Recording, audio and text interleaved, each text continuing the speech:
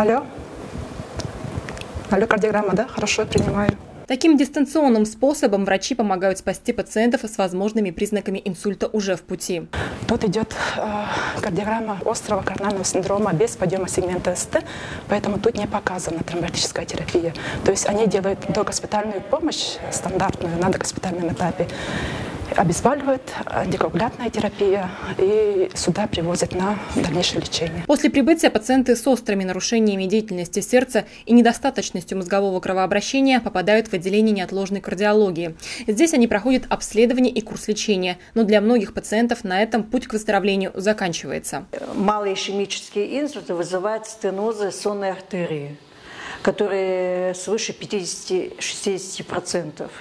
И чтобы предупредить повторный инсульт, обязательно должна проводиться ангиография и оперативное лечение. Ангиограф – это аппарат, позволяющий проводить исследования сосудов с использованием контрастного вещества. Оно вводится в сосуд, и одновременно с этим производится рентгенологическое исследование, в результате которого можно быстро диагностировать сердечно-сосудистые патологии, определять место их положения и степень поражения. Сегодня по всей республике есть только 2 ангиографа. Оба располагаются в городе Якутске. Все пациенты Нюрнбергской центральной районной больницы, нуждающиеся в обследовании, встают в очередь. За год цифра доходит до 800 человек. Мы оформили заявку в Министерство здравоохранения. Сейчас она изучается потребность.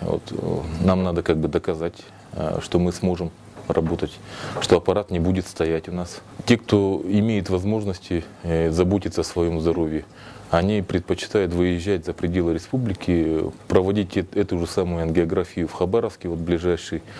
Кто не может, не имеет возможности туда выехать. Пенсионеры, инвалиды, они, конечно, остаются без получения этой помощи, что очень тревожит нас.